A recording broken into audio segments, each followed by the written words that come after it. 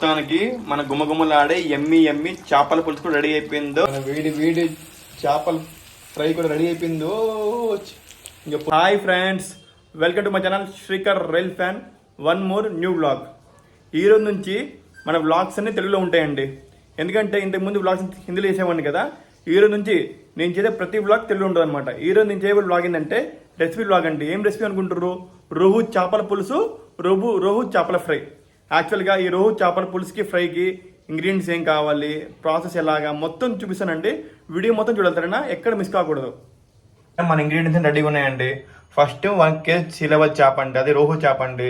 ఇక చింతపండు నానబెట్టుకున్నాము. తర్వాత ఏమో మన గసగసాల పొడి, అల్లం వెల్లుల్లి పేస్ట్, తర్వాత ఫిష్ కోసం మంచి ఫిష్ కర్రీ కోసం సపరేట్ మసాలా తీసుకున్నామండి. ఈ మసాలా అంటే తర్వాత ఆవాలు, ధనియాలు, జీలకర్ర మొత్తం కలిపి ఒక మసాలా చేసుకున్నాం అనమాట. తర్వాత ఏమో మెంతులు కూడా అండి. ఇక్కడేమో మన మామిడికాయలు చేపల పులుసు కంటే మామిడికాయలు 1 kg, ఒక మామిడికాయ, తర్వాత పచ్చిమిరపకాయలు, తర్వాత కొత్తిమీర, కరివేపాకు, తర్వాత టమాటో ప్యూరీ, తర్వాత ఆనియన్ పేస్ట్ అండి. ఇవన్నీ రెడీ చేసుకున్నాము. ఇంకా మనం స్టార్ట్ చేద్దాం మన వేడి వేడి మామిడికాయ చేపల పులుసు. ఇంకా మనం ఆయిల్ వేస్తున్నామండి, తగినంత ఆయిల్ వేస్తున్నాము. ఆయిల్ ఎన్ని స్పూన్స్ తీసుకోవాలి మనము? ఓకే, ఆయిల్ ఒక 3 to 4 స్పూన్స్ వేసుకున్నామండి. ఆయిల్, కరివేపాకు తర్వాత పచ్చిమిరపకాయలు మధ్యలో కట్ చేసి వేస్తున్నామండి. ఒక 6 నుంచి 7 పచ్చిమిరపకాయలు వేస్తున్నామండి. మీకు పచ్చి కావాలంటే ఇంకా ఎక్కువ వేసుకోవచ్చు. ఇవి పైకి ఎలా తగులుతుందో. మన ఉల్లిగడ్డ పేస్ట్ మంచిగా పైకి తేలినాక ఇప్పుడు మనం వేయాల్సింది అల్లం వెల్లిగడ్డ పేస్ట్ అనమాట. అల్లం వెల్లిగడ్డ పేస్ట్లో ఒక 2 to 3 స్పూన్స్ వేయాలండి. అల్లం వెల్లిగడ్డ పేస్ట్ వేసినాక మంచి కలుపుకోవాలి, దగ్గరికి వచ్చినాక కలుపుకోవాలండి. అల్లం వెల్లిగడ్డ పేస్ట్ ఉంది కదా, ఆ పచ్చి వాసన పోయేదాకా మంచిగా కలుపుకోవాలన్నమాట. దీంట్లో టమాటా పేస్ట్ యాడ్ చేసుకోవాలండి. టమాటా పేస్ట్ అనొచ్చు, టమాటా ప్యూరీ అనొచ్చు, ఇది యాడ్ చేసుకోవాలన్నమాట. ఇంకా ప్యూరీ కూడా వేసినాక మంచి కలుపుకోవాలండి. ఇప్పుడు ఈ ప్యూరీ వేసిన తర్వాత దీంట్లో కొంచెం ఉప్పు, కారం వేసుకోవాలన్నమాట. టమాటా ప్యూరీలో మంచిగా ఇలా ఆయిల్ తేలుతుంది కదా, ఇలా ఆయిల్ తేలినాక మంచిగా ఇప్పుడు పసుపు వేసుకోవాలండి. పసుపు 1 స్పూను, కారం ఎక్కువ వేసుకున్న పర్లేదు. ఎందుకంటే ఇప్పుడు చేపల పులుసుకి కారం మెయిన్ అండి. కారం ఎంత ఎక్కువ వేస్తే అంత బాగుంటుంది టేస్ట్ అనమాట. నెక్స్ట్ ఉప్పు తగినంత. ఇప్పుడు ఈ 3 మిశ్రమాలు మంచి కలుపుకోవాలండి. ఇప్పుడు మంచి కలుపుకొని మంచిగా మొత్తం పట్టాలన్నమాట. ఆ టమాటా ప్యూరీకి ఉప్పు, కారం, పసుపు మంచి పట్టాలన్నమాట.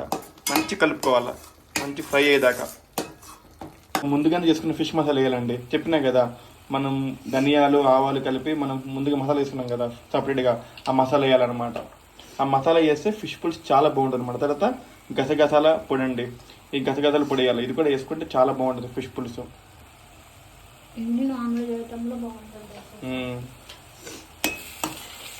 వేసుకొని మంచి కలుపుకోవాలి.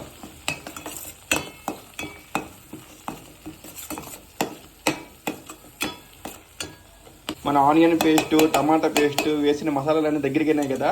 ఇప్పుడు దగ్గరికి అయినాక ఏం చేయాలంటే మన చేపలు వేసుకోవాలి. మన రోహు చేపలు వేసుకోవాలి.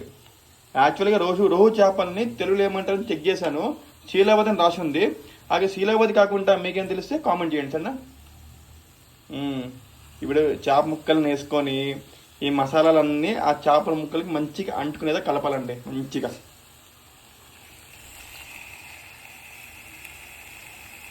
ముక్కలు మంచిగా తిప్పుకోవాలండి. ఎలా అంటే ముక్క ఎడుకొని తిప్పుకోవాలన్నమాట. మన ముక్క ఎడితే బాగుండదు కాబట్టి వేపుకొని తిప్పుకోవాలన్నమాట. ఆ మసాలా అంతా ప్రతి ముక్కకి అంటాలన్నమాట. కాబట్టి పులుసు చాలా బాగుంటుంది. నాకు చూస్తుంటే ఇప్పుడే నూరిపోతుందండి బాబు. ముక్కల్లో మన చేపల పులుసుకి మెయిన్ ఇంగ్రీడియంట్ చింతపండు పులుసు వేసుకున్నామండి. ఈ చింతపండు పులుసు కావాలంటే మనం చింతపండు దగ్గర 40 to 50 minutes మంచి నానబెట్టుకోవాలి చింతపండు. అప్పుడు దాన్ని పులుసు తీసుకోవాలి. అప్పుడు పులుసు చిక్కగా వస్తుంది అనమాట.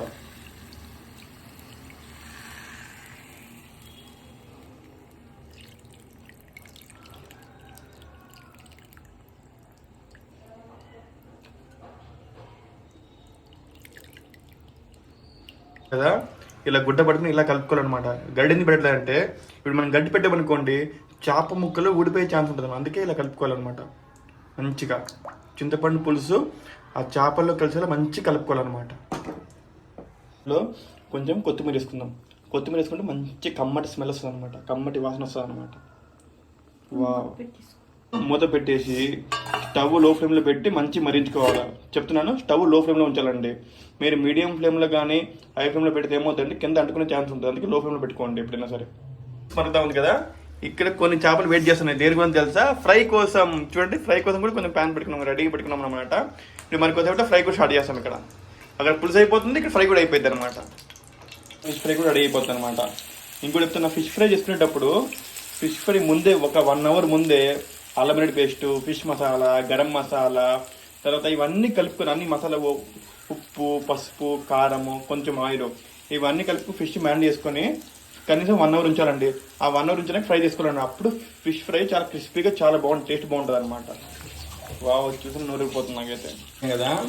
పెట్టి 1 సైడ్ మంచి కాలిందండి. 1 సైడ్ కాలినాక ఇప్పుడు సెకండ్ సైడ్ కాలేదా తిప్పుకోవాలన్నమాట మంచిగా. చేపలు ఎప్పుడైనా నిదానంగా తిప్పుకోవాలన్నమాట, ఎందుకంటే విడిపోతాయి అనమాట చేపలు. చేపలు చాలా సెన్సిటివ్ అనమాట అలాగా.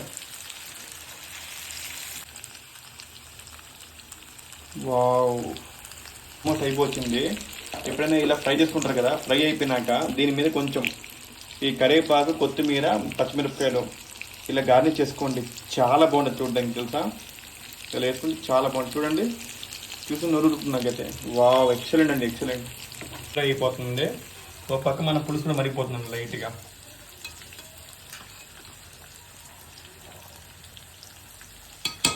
కదా మనం చేసేది మామిడికాయ చేపల పులుసు అని చెప్పి, ఇప్పుడు దీంట్లో మామిడికాయలు వేద్దామండి. యాక్చువల్గా చేపల పులుసు అనేది ఇది నెల్లూరులో చాలా ఫేమస్ అనమాట. నెల్లూరులో ఎందుకబ్బా చేపల పులుసు బాగుంటుంది అంటే, నెల్లూరులో చేసే ప్రతి చేపల పులుసు మామిడికాయ వేస్తారు అనమాట. దానివల్ల ఆ ట్యాంగీ ఫ్లేవర్ అనేది చేపల పులుసు చాలా బాగుంటుంది. అందుకే మేము కూడా ఫస్ట్ టైం ఇంట్లో మామిడికాయ చేపల పులుసు చేస్తాను అనమాట, ఫస్ట్ టైం.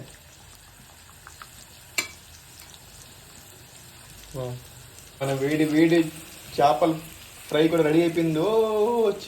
ఇంకా పులుసు ఒకటే పెండింగ్ అనమాట. పులుసు మామిడికాయలు వేసినాం కదా, మామిడికాయలు వేసినా కూడా ఒకసారి కలుపుకోండి దగ్గరగా అన్నిటికీ. ఆ మామిడికాయలు ఎవ్రీ కార్నర్ వెళ్ళేలాగా మంచి కలుపుకోరు అనమాట. చూసారా, మన వేడి రోహు చేపల ఫ్రై అయిపోయిందండి. ఇంకా రోహు పులుసు ఒకటే పెండింగ్ ఉందనమాట. అది కూడా అయిపోతే ఇంకేముంది, డైరెక్ట్గా ఇంకా లంచ్ కుమ్మేయడమే. మొత్తానికి మన గుమ్మగుమ్మలాడే ఎమ్మి చేపల పులుసు కూడా రెడీ అయిపోయిందో. వేడి అన్నంతో వేడి చేపల పులుసు రెడీ. ఇంకా మన చేపల ఫ్రై రెడీ. ఇంకేముంది, టేస్ట్ చేసి చూపిస్తే ఎలా ఉందో, సరేనా? ఫిష్ ఫ్రై అండి. వావ్, ఫిష్ ఫ్రై చూస్తేనే అది నోరూరిపోతుంది. ఇంక తింటే ఎలా ఉంటుందో. మన ఫిష్ పులుసు అండి, మన పులుసు కూడా నాకు ఇష్టమైన తోక మొక్క. ఇంకా పులుసు విత్ మామిడికాయ. మొత్తానికి మన గుమ్మగుమ్మలాడే వేడి మామిడికాయల చేపల పులుసు రెడీ అయిపోయిందండి. ఇంకేముంది, అన్నంతో కలుపుకొని టేస్ట్ చూపిస్తే ఎలా ఉందో.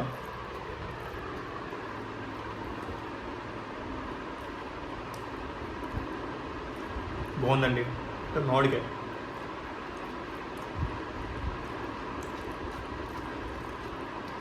చాలా బాగుంది. మన మామిడికాయ చేపల పులుసు చాలా అదుర్సు. ఇప్పుడు మన ఫిష్ ఫ్రై అండి.